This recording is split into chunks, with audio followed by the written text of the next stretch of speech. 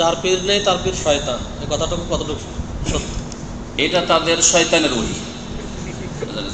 কোরআনে দুই ওহীর কথা আছে, একটা আল্লাহর ওহী, হ্যাঁ, যার কথা দুটো আয়াত বললাম এখনই, আর আরেকটা আয়াতে রয়েছে যে ওয়াইন্না শায়াতিনা লা ইউহুনা ইলা আউলিয়াহিম, শয়তানরা তাদের বন্ধুদের মিত্রদের কাছে ওহী করে, মানে কুপরামর্শ দেয়। তো এটা এই বিদাতপন্থীদেরকে, সুফি ভণ্ডদেরকে কুপরামর্শ দিয়েছে যে তোদের পেট ব্যবসা, এই পীর ব্যবসা চালাতে হলে কিছু আবিষ্কার করতে হবে ধর্মের নামে, অস্ত্র, হ্যাঁ, কিছু কথা। সে তার মধ্যে একটি হচ্ছে যার পীর নাই তার পীর শয়তান। হ্যাঁ, পীর না থাকলে আপনার ঈমানকে মওতের সময় রক্ষা করবে।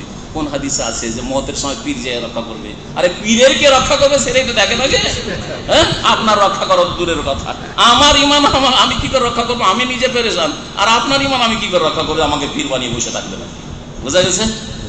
আমরা যদি পীর ব্যবসা করতাম, আমরা মাদানি লোক, মদিনায় থেকেছি, আপনি তো আপনারা জানেন ভালো করে যে মদিনার কি আমাদের দেশে গুরুত্ব আছে, মক্কা ফেল, তাই না?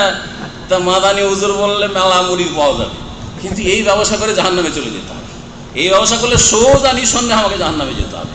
জি হ্যাঁ, আল্লাহ রাব্বুল আলামিন যেন হিদায়াত দান করে, বুঝাতে কোরআন এবং হাদিস মানবেন। এবং তার জন্য বলছে পীর না ধরলে কি করে আমি সঠিক পথ পাবো? সঠিক পথ পাওয়ার জন্য ভালো আলেমের দিক নির্দেশনা, মাসলা মাসাইল আকিদায় যেখানে সংশয় জিজ্ঞেস করবেন, ফাসালু আহলা যিকরি ইন কুনতুম লা তা'লামুন, জানা নেই জিজ্ঞেস করো, উলামায়ে কেরামদেরকে বলা হয়নি যে পীরের মুরিদ হও।